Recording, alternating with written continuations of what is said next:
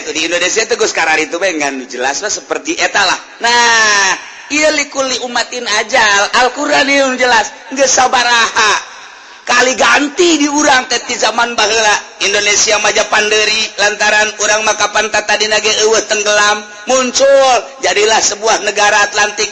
Nah ti dinya lah timbullah kerajaan.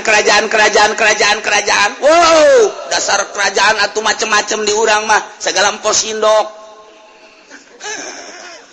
dan lain sebagainya. Turun kitu Raden Patah Sunan Rahmat dibombardir, jayalah Islam likulli ummatin ajal, masa nu itu selesai. Gantilah ku masa kejayaan Islam dipimpin ku Raden Patah, Wali Sanga bergerak likulli ummatin ajal, selesai masa eta. Ganti ku ke Belanda wali, oh Belanda 300 tahun di urang teh, Belanda selesai likulli ummatin ajal. Ganti masa kejayaan Indonesia dipimpin ku Bung Karno, lanjutkan ku Bung Harto, lanjutkan deui ku Bung Gus Dur, lanjutkan ku Bung Mega. Mbah tuh Mega mah. Lanjutkan sakedeung ku BJ Habibie. Wey, Indonesia hampir sirna. Berangkat jada ke Jerman deui. Tidak layak saya jadi presiden, cak BJ Habibie. Kenapa? Terlalu besar kursi dibandingkan dengan badan saya. Akhirnya balik hari itu. Dilanjutkan terus ka dia ku SBY, dilanjutkan deui ku Ari ku Jokowi. Aya masa-masana likulli ummatin ajal. Iya, teh emang urang mah masana kos kieu, wallahu alam matas Jokowi kumaha. Walikulli ummatin ajal. Baheula memeh Kangjeng Nabi masana masa jahiliyah jol Kangjeng Nabi dibombardir ku Kangjeng Nabi dunia geger kabeh. Likulli ummatin ajal, selesai masa jahiliyah diganti ku masa Kangjeng Nabi. Masa Kangjeng Nabi teh khairul khairul qurun qurni. Yalihi sahabat tabiin atba tabiin. Tidinya lah rapor mulai timbul deui Yahudi likulli ummatin ajal. Tidinya Islam bangkit kembali likulli ummatin ajal, dunia eta teh kuari Kristen terus jeung Yahudi likulli ummatin ajal. Wallahu a'lam. Nu mantak ajal eta teh orang-orang tertentu geus dibere nyaho ku Gusti Allah. Ku Gusti Allah seperti Kangjeng Rasul, sayati bakal datang. Urang mun nyaritakeun hadis Kangjeng Nabi anu boga yabat anu sayati zamanun. Tinggal macaan bae bakal terjadi anu. Begitu dibaca boro-boro nanon isis bae geus ayat sayati zamanun. Bakal ayat 7 bendera la ilaha illallah, benderana hideung sarua kabeh tapi jahat nu genep nu hiji nu bener. Bakal diceritakeun ku Kangjeng Nabi nu hiji nu bakal mawa kekhalifahan anu bakal dijunjung menunggu kedatangan Mahdi. Ngameme eta bakal aya bendera-bendera anu sarupa anu jahat, siapapun bakal dibunuh. Teu nyaho eta Yahudi, teu nyaho eta Kristen, teu nyaho eta Islam, bunuh bae. Hampir mirip ISIS. Ya Allah ya Rabbi, tuh kan ISIS teh naon eta ISIS? ISIS teh istri santri. Mal dibejakeun geus ka ditu kan. Nah, likulli ummatin ajal. Kuari urang trek datang ka ajal kuari wallahu a'lam sabada urang. Nu dijelaskeun di dieu maksudna naon? Sing hade Muhammad nuku aing diharamkan perzinahan ma zahara minha wa ma batan.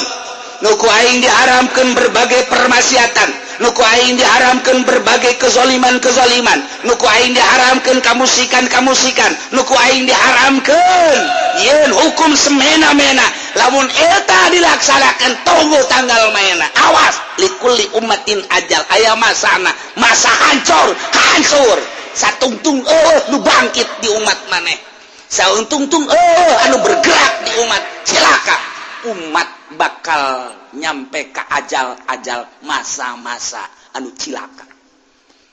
Urang kuari masa demokrasi, masa nu teu jelas kuari, masa nu hese jang berlindung deka mana urang berlindung urang ka kepolisian geus gideg ti heula berlindung urang ka ABRI geus gideg ti heula berlindung urang ka DPR geus nyaho kos karari itu watek-watek DPR teh. berlindung teh ka mana ya sulit perlindungan ajal masa na kos kieu wallahu alam bakal sabar tahun ti masa Bung Karno bae ge peralihan masa Bung Karno ka Pak Harto geus lain deui masa nu baheula mah asa ku damai lantaran dipimpin ku Bung Karno gubernurna kiai bupatihna kiai RT jeung lurah-lurah teh dikumpulkeun ku bupati teh di pendopo supaya ngararaji di samping di pendopo kunjungan bupati ka unggal-unggal desa ngaji di zaman Bung Karno sakedeung cuma 5 tahun ganti ka belah dieuna bahan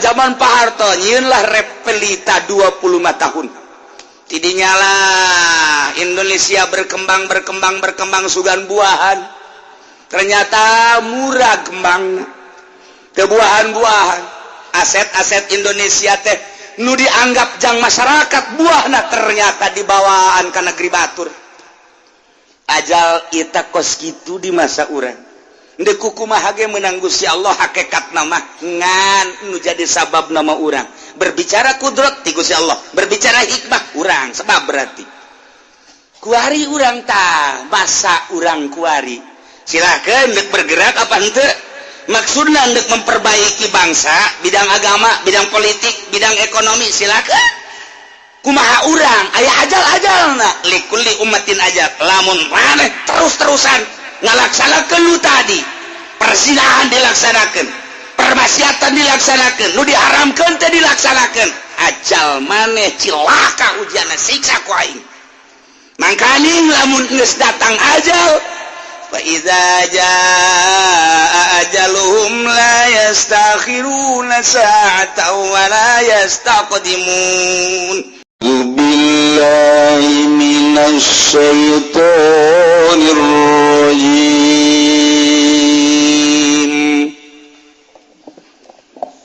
بسم الله الرحمن الرحيم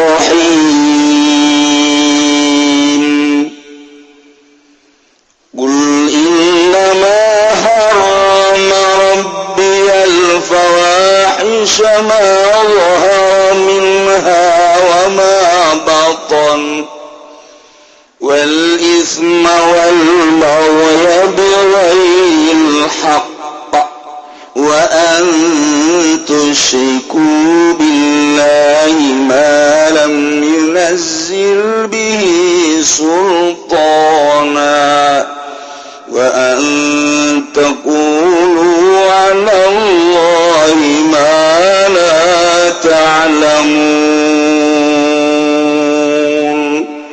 الله alam bimaradi kul mutasira Muhammadin lafadin nama haromang pasideng haram kenu bisa pepangeran insul al-fawaisa ing pirang-pirang kang al-kabair tegese pirang-pirang dosa gede kazina kaya zina mazhar tegese barang kang lahir ya mamina saking fawaisu ma bapak an barang kang samarya mae jahra wasir tegese ngedenge fawais dan samare fawais wal isma lan dosa al maksiat tegese maksiat wal bagialan nacupalan nasinya tesa manusia biwai kalawan orang nana haqqa wa zulmu tawiya bagi iku zulmu zalim wa antusikulan yang tanya kudakan siaga babilahi Allah malam yunaziling barang kang orang nurunkan ya Allah bi kalawan mabi syurki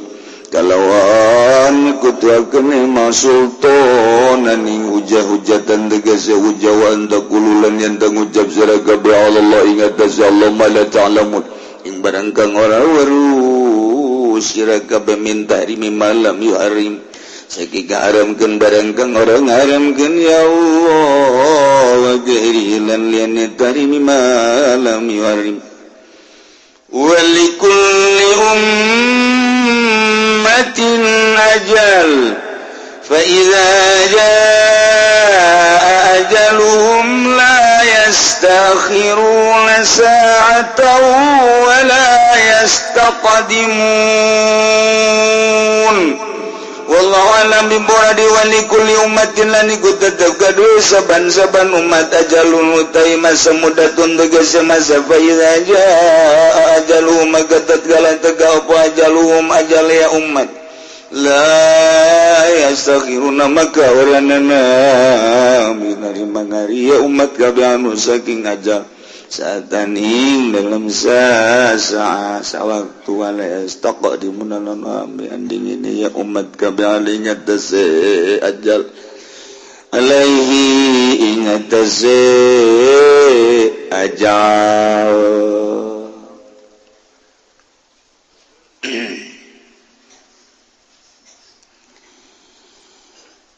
sakumaha kamari bahwa Yahudi musyrikin sangeunah nganyananjeun hukum teh pakaian anu ku Gusti Allah dihalalkeun diharamkeun ku manehanana daharan kadaharan nu dihalalkeun ku Gusti Allah diharamkeun ku manehanana iyalah semena-mena nyananyeun hukum sangeunah na nafsuna bae tak siga ada hukum khitabullah al-muta'allam bi af'alil mukallaf dek ngaharamkeun dek ngahalalkeun sing hade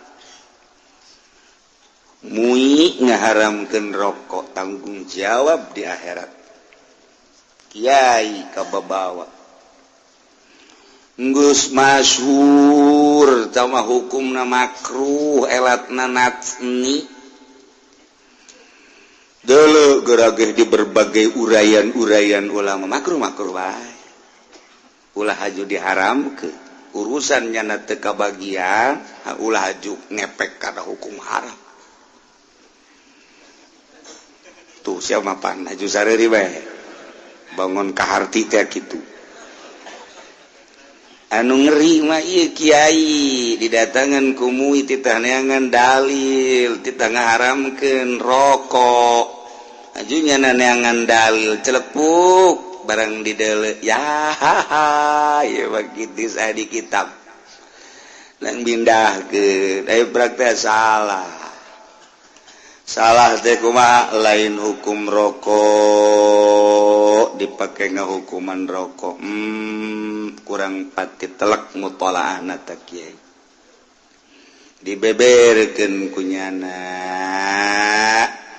dengan bahasa hasyish sehingga ada bahasa Arab mah aya hasyish aya sisa aya tambak mentak tasawur heula deuk hukuman teh mentak kuari dijieun gambarna kanker di rokok wehey barang aya gambaran beuki mantep ngarokona sial jelema tah aja kurang eta pan aya gambaran mana tah coba buka begitu dibuka tuh jerona mau gambaran kan atuh sapira cangkang asana engke mah jerona di gambaran deh tetep bae teu bisa sambarangan artinya aing sieunan mah hati-hati pek bae hukum teu bisa gitu hati-hati mentak besi kungsi ngaharamkeun kiai dibeberkeun make tukilan atawa ceramah mending tobat ka Gusti Allah hampura Gusti atawa greget ka hiji kiai aju mungsang mangsing pedahnya na teu ngarokok kiai ngarokok aju diharamkeun dihareupeun kiai nu ngarokok ye tetep ekstrim ngarokok gitu teu bisa kitu hukum mah urusan nyana teu akur jeung nyana teu lain deui hukuman Allah sok aya pan kiai kos gitu aing teu ngarokok kiai itu ngarokok awas ku aing sia diberi sia ku aing hukum sakitu heran makruh bae. Adapun kaya hukum haram aya elat nu sejen lain deui al hukmu yaduru ma illati wujudan wa adam. Beda deui ke elat. Aslina bejakeun aslina ulah sok sambarangan. Ieu sambarangan ngahukum musyrikin Mekah baheula. Puguh make pakaian teh dimeunangkeun ku Gusti Allah. selain sakadar menang bahkan nu necis nu bagus nu indah silakan satungtung niatna bagus bejakeun Muhammad qul man harrama zinatallah saha nu ngaharamkeun kana papayas ti Gusti Allah saha nu ngaharamkeun bejakeun ka musyrikin saha nu ngaharamkeun makanan sapi diharamkeun onta diharamkeun daging domba diharamkeun bejakeun qul hiya lil ladzina amanu fil hayatid dunya khalisah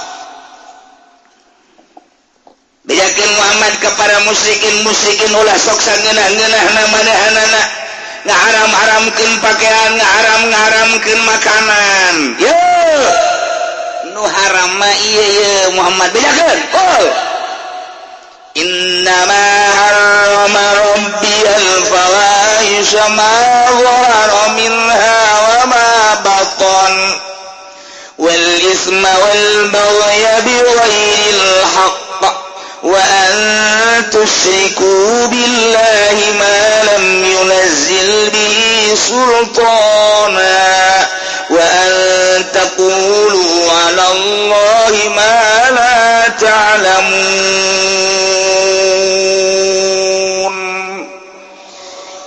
Wadaynu diharamkeun ku Gusti Allah mah ieu bejakeun ka musyrikin pasti Allah ngaharamkeun pangeran kaula ngaharamkeun hiji al-fawahish Aisyatun bawahis yete anu yatalaqu bil furud patula patalina jeung parji ne dosa gede nu patalina jeung parji zina di zaman baheula teh jahiliyah teh persinahan anu luar biasa ngan nyanaga tetep bae make etika di antara etikana kaum jahiliyah musyrikin teh sia hideuk zina mah silakeun bae endek pada ridho endek meuli silakeun bae ngan ulah di tempat anu rame kudu rada nyumput di kamar di leuweung di mana bae ulah hari nemrak mah lantaran aya nemrak mangke naon bedana jeung onta naon bedana jeung kuda naon bedana jeung embe aya keneh tanyana etika nu matak silahkeun cek musyrikin zina asal di tempat anu sunyi asal di tempat anu sepi ulah di tempat anu nembrak jadi nama ngameunangkeun kana zina etalah kaum jahiliyah musyrikin naudzubillah min zalik eta nu haram mah bejakeun Muhammad fahish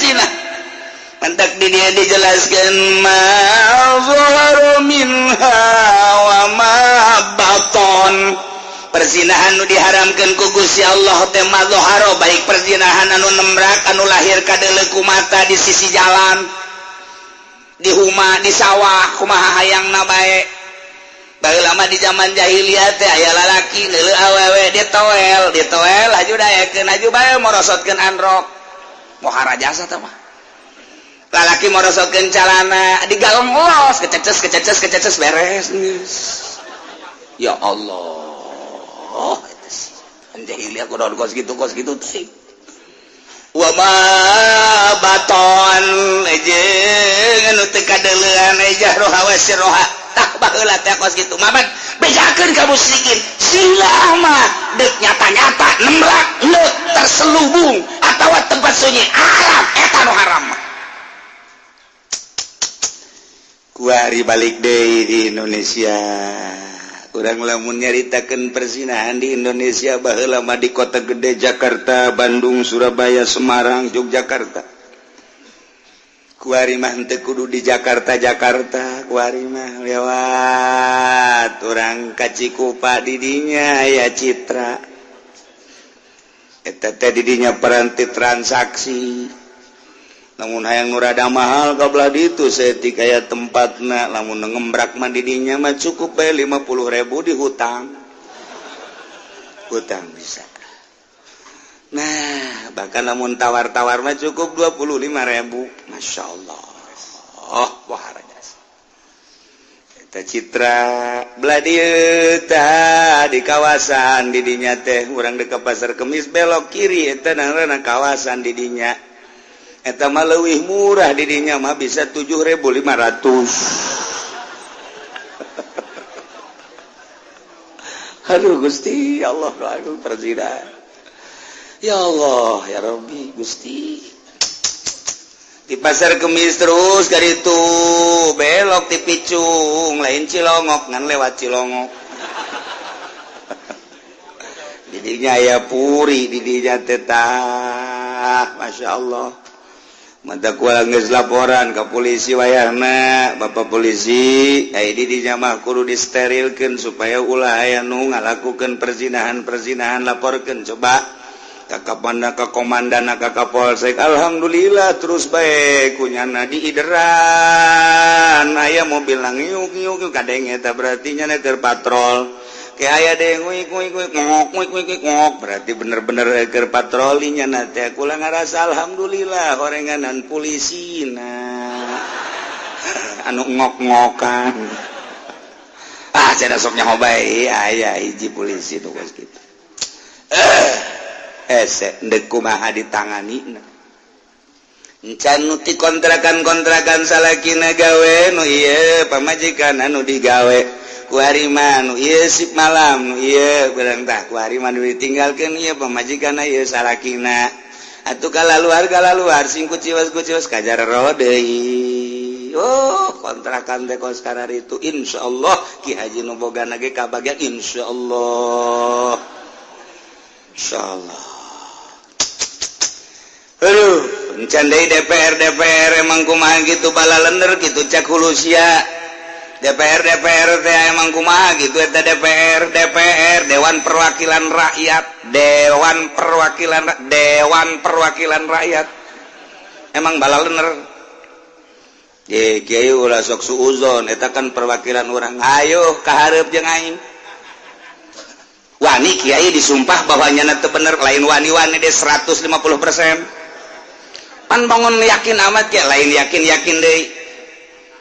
Emang kiai nyaho apa kumaha sih?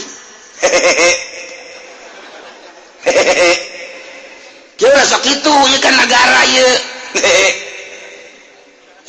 Sok kitu kiai, deuk kitu bae. Di mana coba kiai nyahona?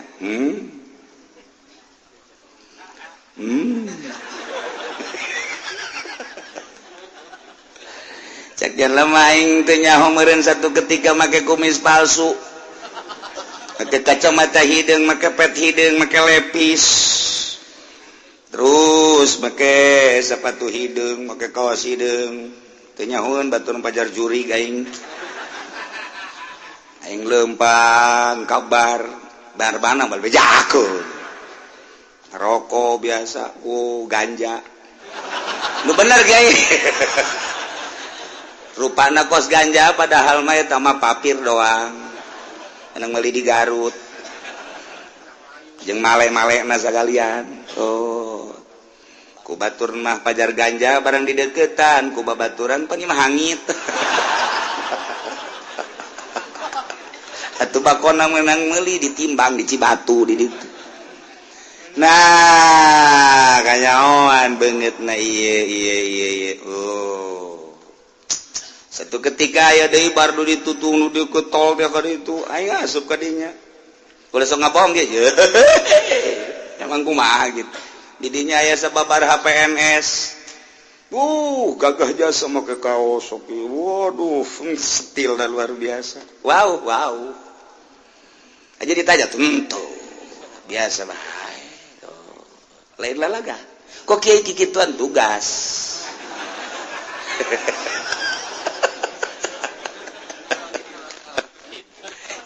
bakal lalaga emang ada orang gitu pokoknya mau bahasa maraga ke dibikin kanyawan kartu kula boga kula bawa ke kartu paranti asup kadinya kula mah gratis asup kadinya mantap kadang-kadang juga awewe loba di masalah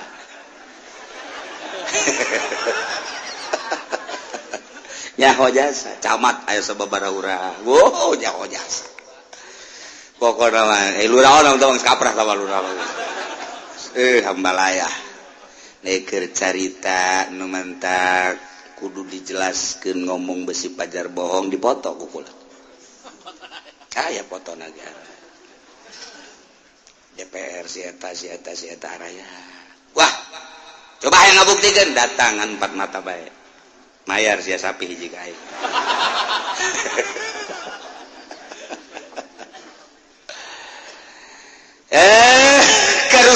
Kerusakan di Indonesia lain lalagaan. Urang baheula nyaritakeun zaman jahiliyah musyrikin baheula anu tertera di Al-Qur'anul Karim kita dibejakeun ku Gusti Allah ka Kangjeng Nabi urang. Gul Muhammad bejakeun. Innama harrama rabbiyal fawahisha ma dhahara minha wa ma batan. Perzinahan tah anu diharamkeun ku pangeran mah bejakeun. Baik perzinahan anu lembek ma dhahara minha wa ma batan nu terselubung. Baheula kunaon kuari kejadian di negara urang ya Karim geus pugu bangsa karyawan jeung karyawati lain lalagaan budak sakola ti SMP datang ka SMA terus ka ditu emang kumaha kitu kuari pejabat lain lalagaan geus pugu konglomerat mah ya Allah ya Rabbi ai caritaan sincek memang ku sincina ge dimeunangkeun ieu sinci ge ngomong kieu cek atau jajan ke sono ke hotel kalau pengen jajal mah udah nggak apa-apa yang penting jangan kawin lagi jangan kayak si Haji cek ngomong itu si Haji mah kawin lagi keseneng katanya cek udah jajan aja ke sono banyak tuh sono apem cincin ngomong kos gitu aika sincek apa sih mantak tak eta hotel teh peranti sincek nah aya deui sincek berangkat ke hotel supir lagi pan ditawaran supir lama pan ngaran aja si Mukmin lu pengen ya nggak apa-apa tuh kalau gratis mah ya udah sih hotel nomor sekian sekali 2 kali mah diajak iya lu mah jangan sama gua tuh kan lu mah anak buah iya udah yang penting lu mah ada lubangnya aja menyon kayak apa ya udah ya mah gratis ini sial jasa kan eta sekali 2 kali katilu kali mah pennyana inget ke anak pemajikan kok bos udah saya mah uangnya aja ntar cari sendiri maksudnya nyana nek dicokot duit malah yang memualah ndek ye banyak nama di mobil inget ke anak pemajikan deres apa kos itu sanggesa seubeut tapi gitu je babaturan emang aing teh nyaho je atuh nyaho jasa kos ini urusan kos kitu mah geus ari kantong aing kabeh teu karusakan supir diajak, babaturan diajak. Masya Allah Karim. Ini Indonesia mayoritas Islam. Aya bupatihan, aya gubernuran di DPR, aya kiaian di Golkar kan. Tadi kok bahas tanggung jawab. Kula bae geus di imah bae nyaho kok komo nyana. Cenah aing mah teu nyaho di DPR bae dihitutan ku aing sia teh blekok. Aing geus di imah bae nyaho. Komo sia. Ente cenah imal lillahi ta'ala Allahu akbar bukan itu na bohong horeng sia geus nembrak ieu mah perzinahan di urang teh komo sanggeus teh aya HP mah weh masyaallah kula kiai nu zinah nyaho kiai nu zinah nyaho lain lalagaan wah cenah kiai sok nyanyahoanan lain nyanyahoan nyaho jasa di belah mana di daerah Sepatan aya kiai coba omongkeun ngaranna koreksi meureun moal nyaho dari kiai terus dikiaikeun biasa mun nyana ngadengekeun muring ka bulu nyana belah raja ya dari kiai zina biasa nyaho tuh kiai nyaho bae ieu teh rahasia pribadi teh perusahaan teh mah Ibang lalagaan emang kieu perzinahan teh lain lalagaan geus puguh ieu mah pejabat bang geus puguh kitu bangsa kaum lemah pengusaha mah kiai urang menyaritakeun anak-anak muda-mudi mah teh mah ABG atuh teh bang geus dararaneh teh mah kos kitu ieu mah kiai kiai cenah ulah sok nyanyahoanan endek nyanyahoanan bae mah aing mah nyanyahoanan bae sebab wani mah nya ngomong di haleupun jelema ieu lobaan bohong nyaho jasa eta nyahoana aing ti mana loba rahasia nyaho bae pokona mah ya Allah ieu mah keur carita karusakan anak lain lalaga Masya Allah tah baheula mah musyrikin bejakeun tak kuari tah ma dhahara minha wa ma batan mantap kadang-kadang mah osok ngerengis rempan amat ieu sih kumaha lamun ku Allah disiksa Antaran geus sumarambah jasa ieu persinahan teh lain lalaga. Masyaallah kan. Kuari mah geus tarolah urang mah geus kolot, geus deukeut ka hareup. Urang mah ngadoakeun ka anak. Urang boga anak daek ngaji, salamet tina perzinahan jeung mabok jeung judi. Geus sorga jasa ieu. Di akhir zaman kuari ieu boga anak daek ngaji, nyana teu mabok, teu zina, teu judi. Geus eta mah sorga bagi sakitu geus. Lain lalagaan tamang geus lantaran naon persinahan pohara jasa bejakeun Muhammad tah nu haram eta hiji nomor kedua wal isma masyaq permaksiatan mulai mabok judi lain lalagaan kuari carita mabok baheula mah di Jakarta carita mabok teh di kota-kota besar kuari bade handapeun tangkal awi ampel mabok di anda pentang kalawi ater mabok. Masya Allah karim mabok. Lain lalagaan ku ari mah minuman geus puguh minuman anu jelas segala bir segala podcast segala mention segala jani geus puguh taman nu koskor itu. Ieu minuman nu di letteran teh nu diplastikan anu dijual ku urang Jawa haju diteundeung di warung-warung dibeli ku bararudak eta nu di letteran teh ngaranna naon gara? Naon ngaran? Tuh, siapa pan nyaho bae, Pak. Jasok jualan burung. Tuh. Aya awewe ceuri ka imah. Waalaikumsalam. Neng, di mana? Abdi teh anu. Kunaon ceuri? Kumaha cenah Kiai? Kunaon? Pulang ka warung, aju salaki, salaki kuari jualan minuman naon tuh? Bir lain cenah kuari mah nu di letteran teh aja diplastikan eta teh mabok eta teh minuman keras di urang Jawa meulina kukula salaki geus dinasehatan bage tetep ye laku nu lakuna ieu teh kula mah cenah hayang nya salaki sadar jasa ieu sadar geus kabeli motor ranjang cenah kiai masuk kitu bae maksudna geus kabeli motor tinggal alhamdulillah bae ditembungan da pamajikan sama kajian kula malah cenah dibere saya ge daripada dibere dahar tina hasil kos kitu beuh ieu mah mutiara ya Allah hebat jasa ieu mah ieu carang tah boga pamajikan kos kitu tah biasana malah penting mah atuh duit bae geus ka kitu ge teu maling cek geuna geus alhamdulillah masih jualan keneh salaki bageur tah kos kitu batur mah maling eta bagus dibaguskeun keneh bae iman teu embung kula mah cenah dahar duit kos itu mah tilok ngadahar geus sabaraha urang tah pamajikan anu datang ka kula menta disadarkeun salakina nyaho berarti kula sia di mana dagangna di anu sia di anu geus sabaraha urang tah pamajikan emang aing teh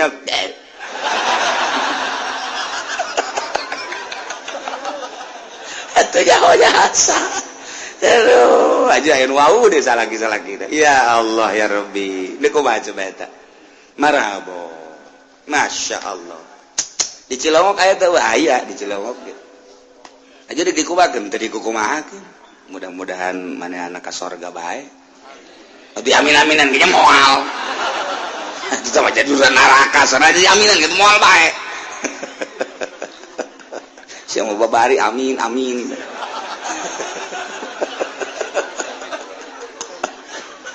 Iya wal isma ieu maksiat.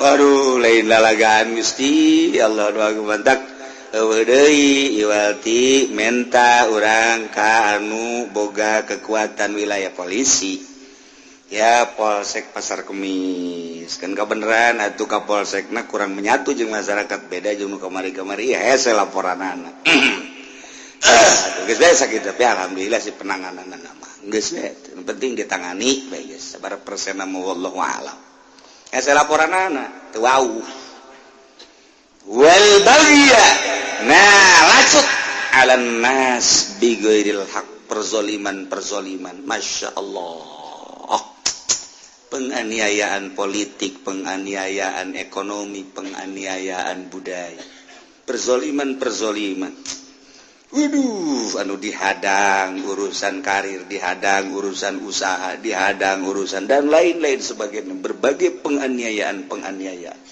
ieu tah siga hade nu haram hiji persinahan dua berbagai permaksiatan mabok maling dan lain sebagainya.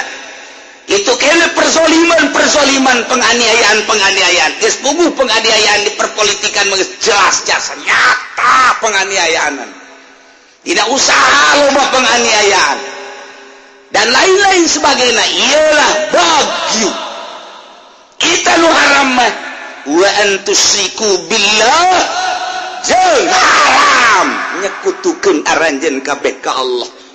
Maka pangeran lem yunasil bihi sultana nu Allah tenurunkeun hujah punyana disekutu-sekutukeun. Percaya lain ka Allah, nu ngaayakeun Allah, nu ngawujudkeun Allah, anu ngurus Allah, nu maotkeun Allah, tapi iman lain ka Allah endahan ka patung musyrik bloon eta nu haram. Ngawujudkeun Allah, nu ngahirupkeun Allah, anu ngagurak-gerakeun Allah ke isuk pageto, anu ngamaotkeun Allah ai percaya ka patung, ka batu, ka makhluk. Ieu kan ieu mah poharaja saku bloon-bloon otak di mana. Urang mah kuari alhamdulillahirabbil alamin. Mun ditanya siapa pangeran? Allah. Siapa pangeran? Allah. Di mana Allah? Di mana? Di mana Allah? Aing mah mun nyarita di mana, pokoknya teu nyaongan pangeran aing mah Allah, bae. Di mana tuh? Ulang ngomong jeung aing. Deres sakos kitu tah. Berarti deres tah. Aing teh ngajawab pokoknya pangeran aing mah Allah, bae, guys. Datang ka imam manyana ge ngaulang di mana nya? Di mana ya aing bingung cak dia. Tapi pangeran mah tetep Allah ngan aing mun ditanya di mana aing ge teu nyaho. Eta nanya ka kolot bahkan sakitu tah. Tapi lamun nanya ka budak mah cek. Pangeran di mana? Di duka. Di mana pangeran? Siap. Bukan pangeran tante. Oh enggak. Di mana pangeran? Di kakek tungguan lah. Di kawan. Tapi jangan mak. Tapi jangan lupa. Mak. Emang pangeran leungit. Emang kurang gitu. Itu ditanyakan pangeran di mana cina. Tuh boleh tanya. Emang leungit naon? Siap. Kumaha si selalu nanya lah. Tuh nanya ka budak mapan pajar leungit pangeran. Nanya si salah. Di mana siap pangeran? Ayo. Sakumaha nanyakeun mobilan di mana? Leungit berarti pangeran. Bebeja ka mana? Emang pangeran leungit. Mana jatuhnya bingung heuh di mana sebenarnya. Teu ngararaji bakos kitu pan. Mantep kudu ngaji wujud kidam bako mukhalafatun lil hawadisi qiyamuhu bi nafsi wahdaniyat qudrat iradat ilmu hayat sama basar kan nah. Tuh kadituna kabagi aya sifat nafsiyah aya sifat kitu salabiyah aya sifat ma'ani aya sifat manawiyah. Kadenge ke kudu ngaji bener mah nyi salabiyah ge aya di lembur eta. Sia bakos kitu bae bantah. Tuh kan urang nyaho. Sabaraha anu sifat gitu ma'ani sabaraha manawiyah sabaraha salabiyah ta eta kan urang ngaji tauhid geus kadituna engke lamun duk diperdalam urang make ngaji makulat tuh innal makulati ladaihim tusarru fil asyi wa hiya aradun najawharu makulat eta maujudat mungkinat eta teh ngan 10 nu 10 kabagi 2 hiji johar kadua arod ai johar teh makoma binafsi ai arod makoma bigeri tuh geus ai arod mah makoma bigeri ngaranna sifat moal bisa berdiri sendiri kudu ngancik bae ka nu sejenna ima johar ngaranna wa ima zat dan lain sebagainya ieulah anu makoma binafsihi kajen kukumaha ge moal kaluar tate maujudat mungkinat mah tina 10 tadi urang neuleuh kopeah eta kopeah ngaranna johar hideungna ngaranna arod moal bisa hideung sorangan bae teu nempel di sesuatu zat moal bisa budak aing neuleuh hideung di mana tuh ngegluntung sorangan bae hideung moal bisa tetep bae kudu nempel di mana di tembok nempel di mana di kopeah nempel hideung di mana tuh aya di mana di negro aya eta sifat. Nah, diatur ku ilmu makulat jangan mantepkeun ilmu tauhid mah. PKB ngaranna maujudat mungkinat salian ti eta nu maujud anu wujud wajibul wujud ayatna Allah di luar maujudat mungkinat urang nganyahokeun maujudat mungkinat makulat ngaranna eta makhluk kabeh dadamelan Gusti Allah geus aya Gusti Allah nu ngadamel maujudat mungkinat urang-urang nyaritakeun kumaha Gusti Allah mah aya ayana di mana aya dadamelanana naon dadamelanana hulusia aya hulusia aya pangeran geus bae masa kitu bae pan si maka hulu aing dalil sia jadi dalil hebat sia jadi dalil teh hulusia beres geus kos kitu ge nah urang lamun diguclak eta kakarak nami mitian engke ka ditu nu leuwih mantep tauhidna mantep gerage ka Gusti Allah mentek atuh aing ngajina wawayagon mah mingguan doang ngaju bari ngadahar uduk bae kitu bari hee sadeuk mah manggih Allah ketir bini ditanya hei pangeran aya di mananya aing teu nyaho leungit berencana budak tadi mun belon eta kos itu tuh ulah datang ka cara budak bebeja ka indungna mah pangeran leungit emang besi kitu doang ngaji urang nu bener aduh cenah kiai geus kolot beuki mantep abah jadi kolot kalapa ulah diantep bodoh ka pangeran ulah diantep kolot bodoh politik ona bodoh dunia ona aya batur engkeut ekan nah geus teh ngaji politik geus teh modal ngawur sia ka ditu ye lain kitu Pak Haji ieu mah pan demi negara teh aya henteu ieu mah aya duit berapa duit aya 5 juta mah dia kan aja gue aja nggak dukung mal gitu amat duit nama dicotok we cokot paling bikin kotok mana ulah lo ngomong ulah guys terus kan itu sih urusan politik urusan ekonomi los kan baru dakene kan ngarora aing mandek nganyaokeun Allah bae di mana coba ya Allah ye jeung kumaha coba ta eta karak Ki Haji pisorgaeun ieu mah Ki Haji masih kana kampanye tabrakan gitu Ki Haji itu pantas Ki Haji masih hidup-hidupan gede baik Masya Allah kan itu ya nah ini urusan ketuhanan wa antusyriku billah haram anjing dikutukeun ngaisrokeun ka Gusti Allah malam yunazil bihi sultan tepuguh tekaruh Allah henteu mere teu nurunkeun teu ngajadikeun hujah tapi anjeun ngamusyrikeun ka Gusti Allah. Nah ieu nu haram mah. Entek kajahokeun geura Gusti Allah teh. Urang teh ku ngaji kieu pan ngeunaheun. Ngaji kieu nyayan makin hari makin ngeunaheun, makin hari makin ngeunaheun. Makin hari makin ngaji teh teu karasa saminggu. Cik Imam Ghazali teh mah percis ongkos nungtun eneng kuru di sisian sapoe 2 poe teu kanyahoan 2 bulan jadi lintuh urang geus sarua ngaji saminggu woi horenganan bangsa satahun tukang uduk lintuh nyaho urang di hate urang jadi nyaho jadi lintuh pengertian urang mantep ibadah ka Gusti Allah tak eta teu karasa dibere taufik ku Gusti Allah mer kadituna makan eta menang Gusti Allah urang mah sakadar hadir nu mere pahamna makan Gusti Allah nu mere ngamantepkeun ka Gusti Allah tuh masyaallah wa antakulu walallahi ma la ta'lamun jeung nu diharamkeun ku Gusti Allah teh aya lian yakni antakulu marane aranjeun kabeh ngomong Allah ka Allah kana hukum-hukum mala ta'lamun nu teu nyararaho ya ne ngaharamkeun perkara nu ku Gusti teh diharamkeun pakaian nu ku Gusti teh diharamkeun diharam-haram dahare nu ku Gusti teh diharamkeun diharam-haram kanyao endahan nyanyawanan tah ieu nu teu meunang ge nyanyawanan antakulu alallahi ma la ta'lamun ngomong ka Gusti Allah kana omongan nu manehna teu nyaho puguh teu haram diharamkeun puguh meunang diteu meunangkeun ieu nu bahaya ge eta nu haram ulah sok sambarangan ditunggu instruksi ti Gusti Allah mana nasna tunggu coba ti Kangjeng Nabi mana nasa hadisna tah urang mah teu bisa tunggu ijma ulama coba keputusan ulama kumaha secara ijma jeung kias coba kumaha tinggal nunggu kos kitu bae keputusan hukum teh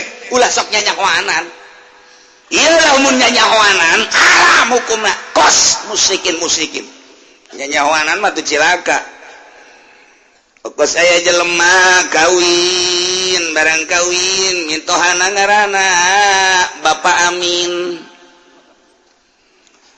ngaranna ge minantu anyar sieun kami toha piluh ku adab besi salah ke diusir deui ngaranna ge minantu anyar ai prak manehanna la magrib diajak berjamaah ku mitohana ceng urang berjamaah yuk nu jadi imam Pak Amin biasa bae nyana tegep Allahu Akbar makmuman biasa balebah waladhdallin nyana mikir aing lamun nyebut amin pan ieu teu adab ka mitoha kumaha mun aing diusir bahaya ieu caknya na wala timbullah nyanyahoanan lantaran beusi teu adab pas Pak Amin ghairil maghdubi alaihim waladdallin kumaha cak minantu Bapak mitoha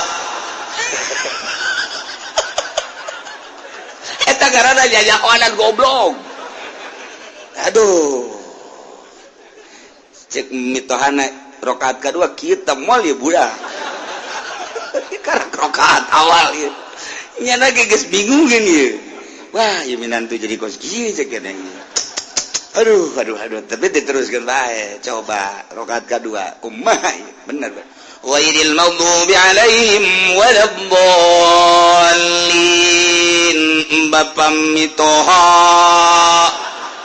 kieu deui bae beres ieu minantu geus beres cerita aja di imam teh cek tadi salat bang salat dolin teh lain amin kan besi teh adab ka bapak pan abdi lamun wa maghdubi alaihim waladdallin amin isina sana nyebut amin ka bapak geus abdi mah bapak mitoha bae cek mitoha na pinter sih ya sarwana beraja teh mah mitoha jeung minantu goblok kabeh aing geus diadaban ku sia bagus atuh cek dia nuhun minantu tolol mitohana goblok deui dasar teu garaji da ieu ya Allah ya Rabbi aduh horenganan antaqulu alallahi ma la ta'lamun teu meunang diganti ku bapak mitoha amin bae mah ampun tante minantu tolol nah iya antaqulu alallahi ma la ta'lamun ngomong ka Allah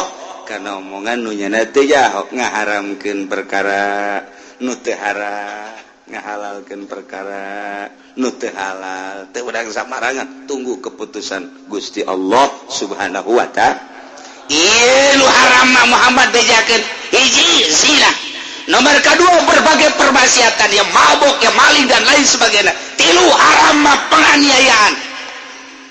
penganiayaan bighairil haq malaya penganiayaan make hak pasti bighairil haq opat wa antusiku billah ngamusikeun ka Gusti Allah nomor kalima antaqulu 'alallahi ma la ta'lamun ngomong hukum sadaek-daeknya tanpa menang keputusan ti Gusti Allah awas Muhammad bejakeun lamun eta kos kitu bae walikulli ummatin ajal tetap ka tiap-tiap umat aya masana baheula urang di masa nenek moyang urang teh diserang ku Belanda dijajah ku Belanda dijajah loba kesulitan di zaman Belanda teh urang anu tani hasil dirauk dibawa ke Belanda anak urang anu kurang diurus Belanda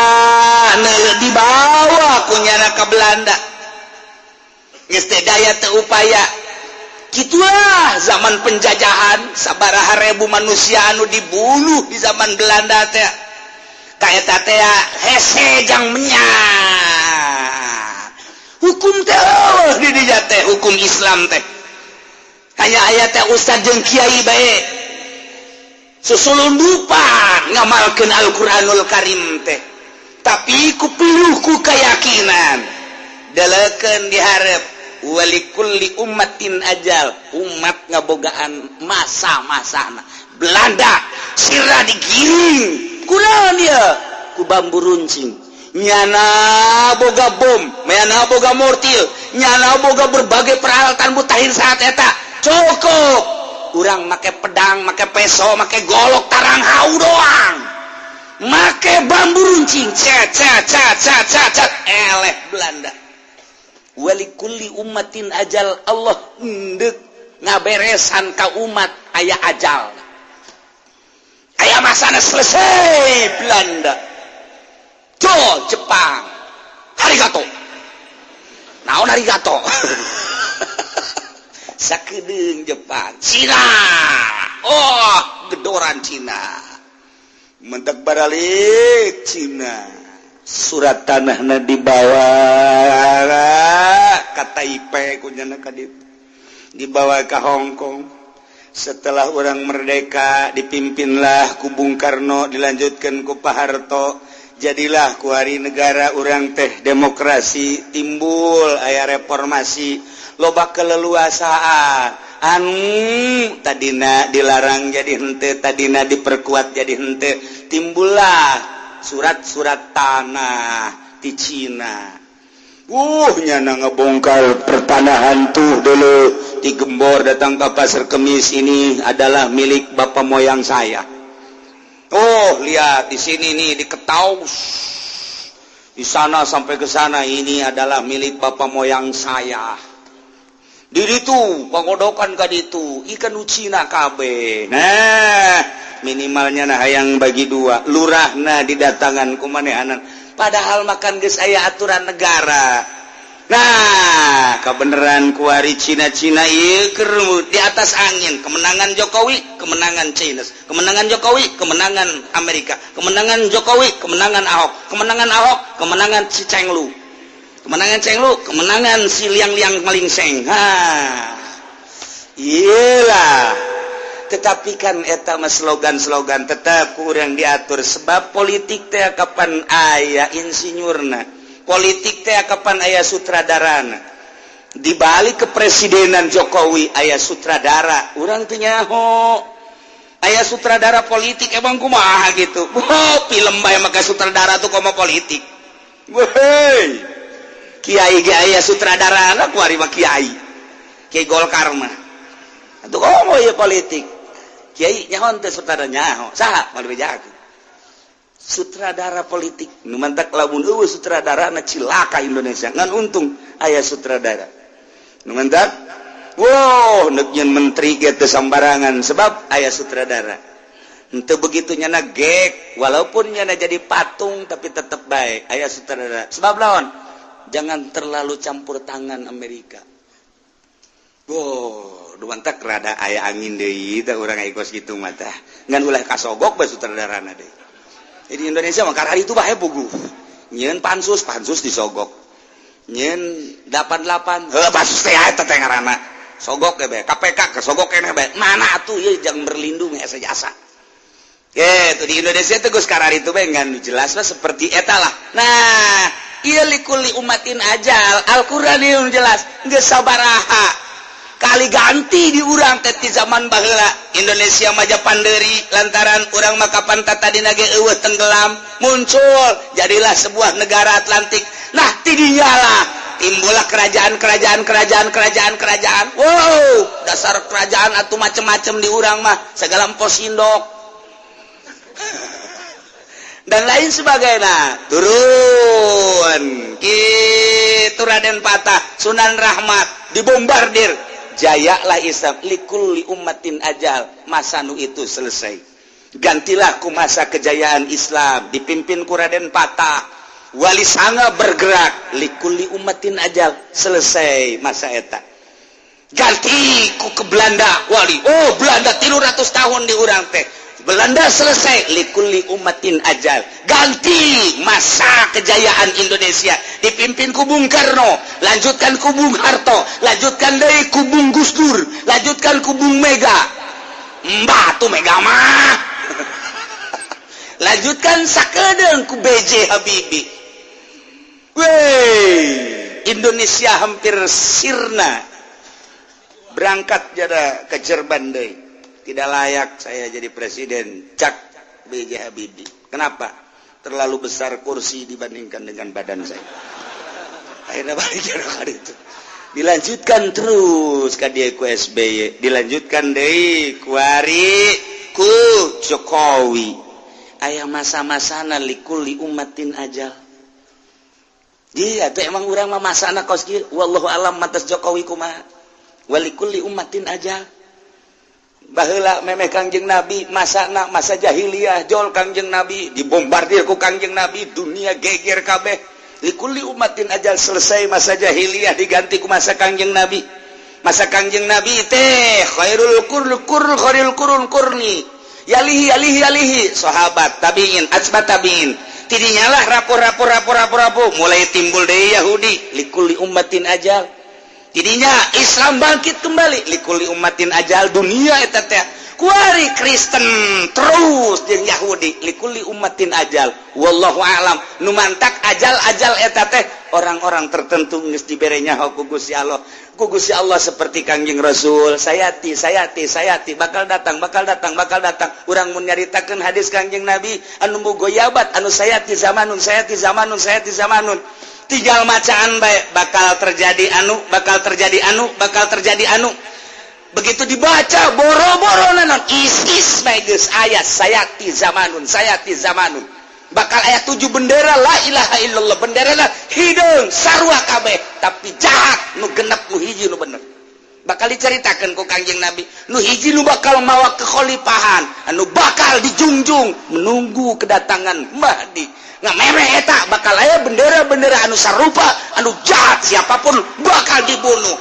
Teu nyaho eta Yahudi, teu nyaho eta Kristen, teu nyaho eta Islam, bunuh bae. Hampir mirip ISIS. Ya Allah ya Rabbi, tuh kan ISIS teh naon eta ISIS? ISIS teh istri santri. Mal dibejakeun geus ka ditu kan. Nah, likulli ummatin ajal. Kuari urang tak datang ka ajal kuari wallahu a'lam sabada urang. Nu dijelaskeun di dieu maksudna naon? Sing hade Muhammad nuku aing diharamkan perzinahan ma zahara minha wa ma batan. Nuku aing diharamkan berbagai permaksiatan. Nuku aing diharamkan berbagai kezaliman. Nuku aing diharamkan kamusikan. Nuku aing diharamkan yen hukum semena-mena. Lamun eta dilaksanakan tunggu tanggal maena. Awas likulli ummatin ajal aya masana, masa hancur. Satungtung nu bangkit di umat maneh. Sauntung-tung anu bergerak di umat cilaka umat bakal nyampe ke ajal masa-masa anu cilaka.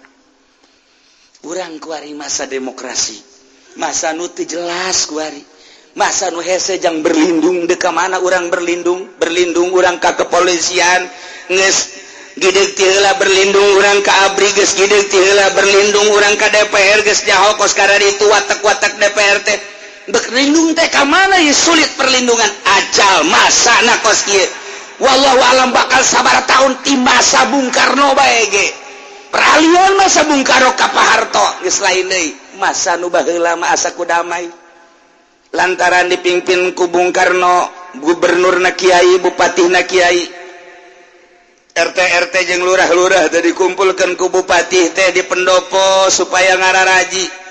Di samping di pendopo kunjungan bupati ka unggal-unggal desa ngaji di zaman Bung Karno. Sakedeung cuma 5 tahun ganti ka belah dieuna.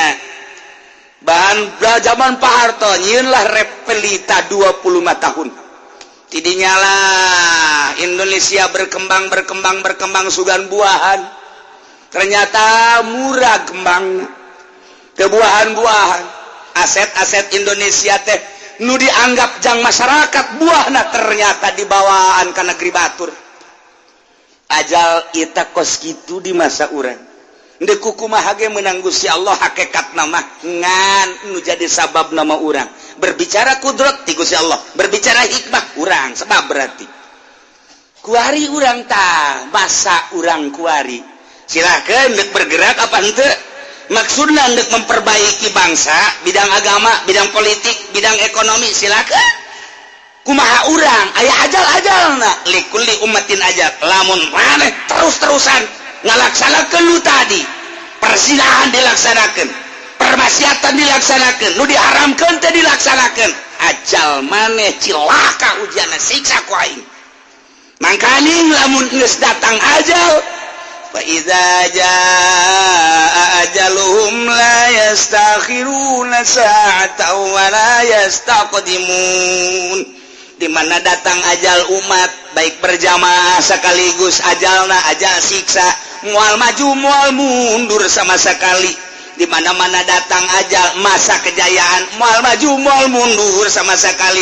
Di mana datang ajal yakni eureunnan hirup baik secara musyawarah, baik secara berjamaah maupun perorangan. Di mana datang ajal la yastakhiruna sa'atan wa la yastaqdimun.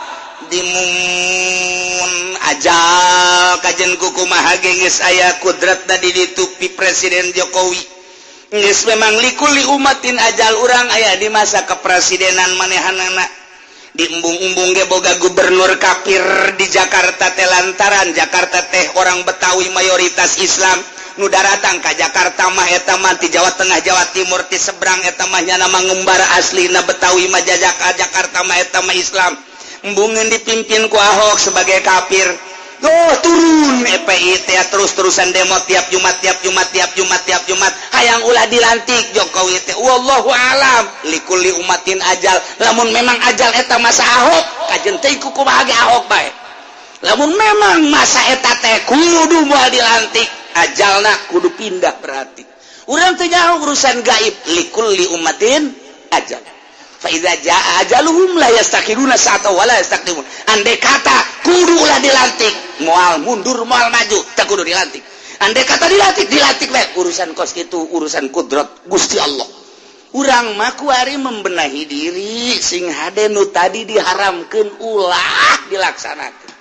Mulai orang kuari secara pribadi nu geus pernah zina tinggal tobat ka Gusti Allah, taubatan nasuhun can perkuat. Kitu keneh nukung si mabok ieu taubatan ka Gusti Allah, taubatan nasuhun can perkuat ulah. Naudzubillah min dzalik. Kitu keneh nu pernah ngalakukeun berbagai kezaliman kejahatan baik di politik, ekonomi jeung budaya, tobat ka Gusti Allah moal kebal deui ajal maneh datang. Di mana geus datang ajal la yastakhiruna sa'atan wa la yastaqdimun. Cabut roh pisah di awak urang, dicencerikan kabeh ku dedeh ku nyaah. Dibawa jasad urang kaleuweung dikubur dihijikeun jeung nu sejen. Roh urang menghadap ka Gusti Allah. Ieu nu kudu dipikir teh ku urang. Kamari ieu teh pernah zina kade. Kamari ieu pernah mabok kade. Kamari ieu pernah maling, pernah ngazalim, pernah berbagai kejahatan-kejahatan. Iya awak urang nama di ditu di kuburan. Ieu roh urang anu bakal menghadap ka Maha Khali. Daek teu daek menghadap bae, sadar teu sadar menghadap bae. Nu mantak maningan disadarkeun ku ari urang dibanding engke geus paeh kaduhung. Maning ku ari komo nu geus kolot mah ieu moal ka mana deui? Teu pernah teu neuleukeun Gusti Allah selalu neuleukeun. Aya teu neuleukeun teu pernah. Teu pernah teu nyahoeun Gusti Allah. Aya teu nyahoeun teu pernah. Teu pernah teu nyahoeun Gusti Allah. Teu pernah teu ngadegekeun selalu ngadegekeun. Aya teu ngadegekeun teu pernah selalu dideleukeun, dikajahokeun jeung didengekeun. Mantak lamun urang mer ka dinya izin amat ka Gusti Allah. Tinggal ditapakuran ku urang. Pohara amat ka maha segalagaan Gusti Allah teh Gusti. Izin amat abdi teh ka kaler ka kidul teh horeng dideleukeun ku Gusti. Kawetan ka kulon ka mamana ge horeng dikajahokeun ku Gusti. Abdi ucapan boronu diomongkeun horenganan ieu kulit ieu daging ieu segala rupa ge horeng kadenge ku Gusti. Izin amat mulai urang izin timbul tidak izin memperbaiki diri hampura Gusti geus baha uninga. Urang izin ka Gusti geus jahoeun. Urang rempan ka Gusti geus jahoeun. Mulai memperbaiki geus jahoeun. Langkah-langkah urang teh Gusti geus jahoeun. Nah nu mantak lamun urang terus nafakuran soal eta beki ngerenyet tuh mulai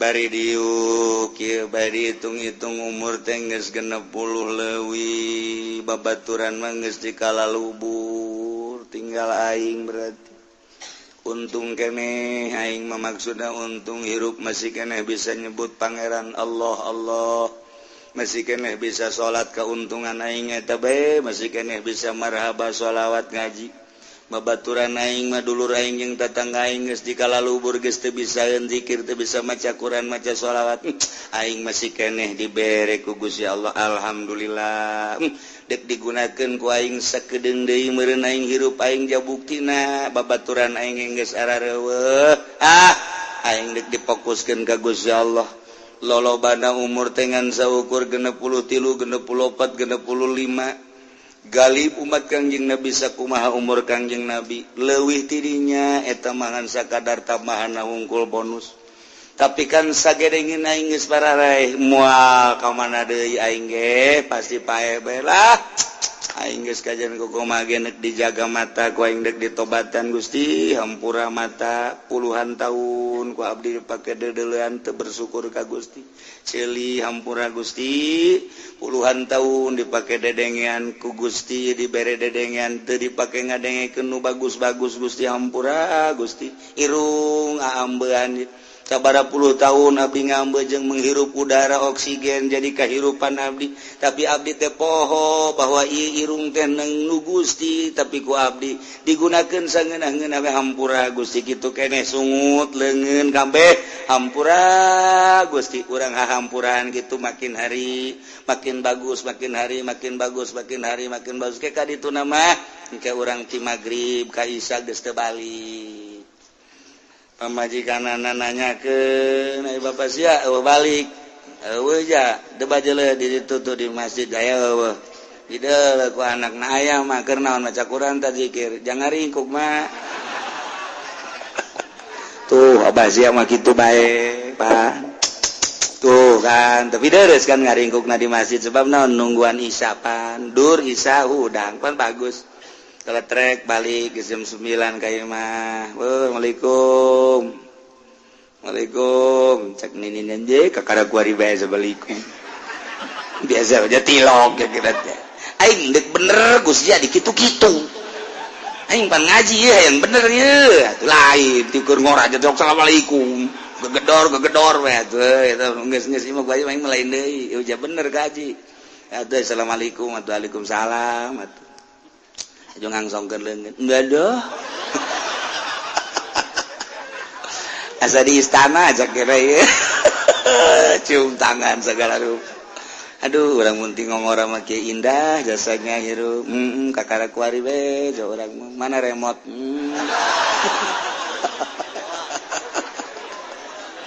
Aduh, kakara gedeg bener nanyakeun remote terus beres jasa. Mulai itu di bagusan terus di subuh terbalik lah jatani ente ngawarung ente jai nama ala kadar duit jang dahar dijamin ku anak jajak anak geus abah manggeus teu kudu usaha sakadar dahar jeung pake medah ku abdi geus dijamin lah aing geus percaya ka Allah boga anak geus alhamdulillah ti subuh geus teu balik manteu salat duha ya Allah ya Rabbi Masya Allah, incuna ge isinin kuari. Abah kolot di mana Abah kolot?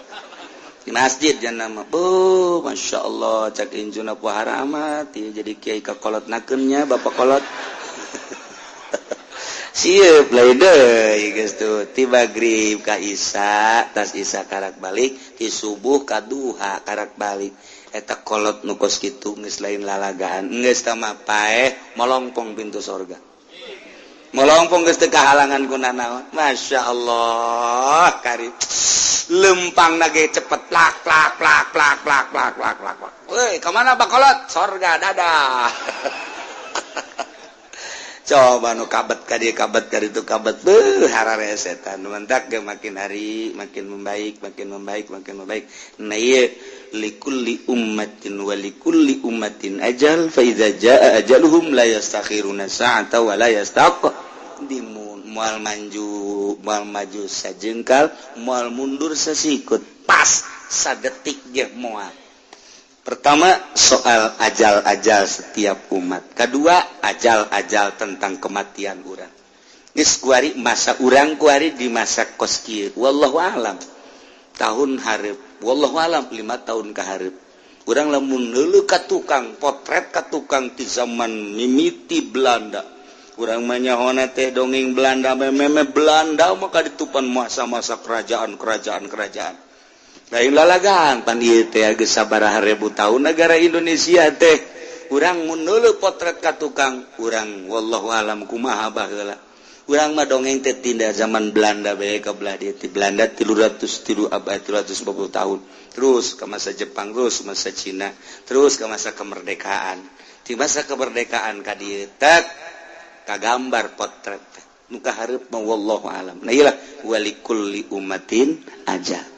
Sing hade lantaran Allah ngancam ieu nu haram maneh ngalaksanakeun nu ku aing diharamkeun awas masa siksa nu ku aing bakal didatangkeun sing hade cek Gusti Allah disampaikeun unggal pengajian kiai nyampaikeun bahkan depag-depag ge muih ge nyampaikeun sakumaha tadi be khutbahinallah ya'muru bil adli teh terus be nya bil adli pugunya na ge teu adil. Nah iya kuari di Indonesia ya kos kieu kuari terus disampaikan tetapi terus bae makin merajalela permaksiatan perzaliman kajian geus kumaha ge tah mah hakikat mah gerak Allah nu penting urang bae perbaiki diri urang rapihan diri urang sebab engke anu ka kuburan nu milu amal urang lain amal batur. Geus urangku bisa ngaji kemudian bisa tafakur bisa memperbaiki diri jang diri urang geus alhamdulillahirabbil alamin ya bani adam wallahu a'lam.